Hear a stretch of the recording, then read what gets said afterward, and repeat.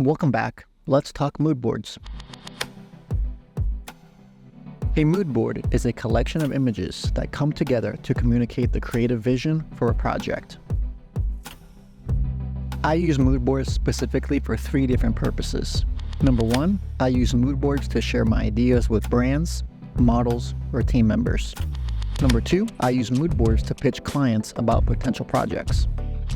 Number 3, I use mood boards as the first step to bring my creative vision to life. It is the essential starting point for every shoot I do. Here are some keys to a successful photography mood board. Number 1, poses. Provide a collection of pose ideas as reference to the model or talent. Include concepts of facial expression so the model can understand the vibe. I like to frame a story for them so they can act natural for a scene. For example, I was shooting a male and female model at the Fontainebleau, and the scene I created for them was that they were a couple on a date night. They drank a little bit too much wine and had a swim in the ocean with their date attire still on. This creates a vision in their mind, and the photos we got from that scene were some of the best of the day.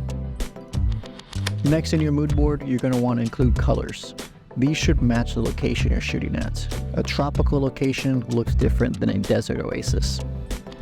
Next in your mood board, you're going to want to include textures. One thing I push heavily to my one-on-one photography students is capturing the entire story and scene. So something you can't forget about are the textures. I personally love plants, water, skin, and don't forget about the small details that a brand might want to show off. This could be logos, patterns, or special features. Next for your mood board, you're going to want to include outfit inspo. Include specific examples of what the attire should look like for the models for the shoot. This goes directly to our next point, which is hair and makeup. Show off what the expected styling, makeup, or hair is like for the shoot. Finally, for my mood board, I like to include specific shot ideas. Make sure to include specific images or ideas that you want to recreate and try for yourself. These are a great starting point. Then you can evolve it and make it your own by implementing your own creative intuition as well as the model's ideas. But now that you know what you want to include in your mood board, let's talk about how you find content to include in the mood board. First up is going to be Instagram. You can even go and make another account solely for inspiration. Go ahead and follow every photographer, brand, model, or inspo page you like. Then over time, more and more fresh ideas will be sent to you as the algorithm learns what you like and as you begin saving it to your inspo folders. You can even make a collab folder with your personal account so you can save, send, and build those ideas together.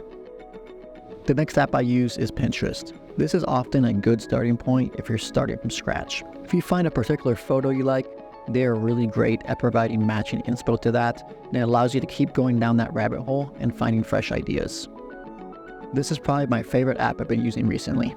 It definitely has higher end concepts and more creative inspo than other apps. The more you use it, it really learns your style and continues to provide you with elite content ideas. As I spend more time on here, I could see myself switching away from Pinterest and using Cosmos as the foundational starting point when creating my mood boards. The next site I use is Arena. This definitely feels like a creative director's paradise. It isn't as much primarily photography focused. You'll find a lot of other mediums on here. What I like about this app is you can source other people's folders and mood boards as well. You can find tons of content they already curated for themselves. This app is also great if you make films because they have tons of visual frames and GIFs saved for inspo. Honorable mention here for Eye Candy. This is purely created for filmmakers. You're going to find every single shot style and idea you can imagine here. Final tip here is to check out other mediums of artists. I've been following this particular painter for a couple years now, and it gives me so much inspo for unique poses and ideas, so don't overlook other types of artists as well. Now that you know what a mood board is, what you want to include in it, and where to find that content, let's talk about how you want to present and share those mood boards in the most effective way. I present all my mood boards through my website. I personally use Squarespace. I like putting my mood board together here because it allows everything to be integrated onto my personal business site, and you can add in other elements such as text, shoot details, more portfolio work, contact details. In my opinion, this is much more professional than a PDF sheet or a Pinterest board, and it's very easily shareable. A few brands have even told me that a major reason they booked me was because the presentation of my mood board really impressed them versus what other creatives have sent them. Leading to my closing thoughts now, turn your brain rot scrolling into sourcing content. The more references you can have access to, you're going to see the level of your work begin to level up. So many times have I even been in the middle of a session and an opportunity arises to try a new idea that I could reference from a concept I had seen just a few days before. There you go. Please let me know if you have any questions, follow for more videos like this, and as always, keep creating.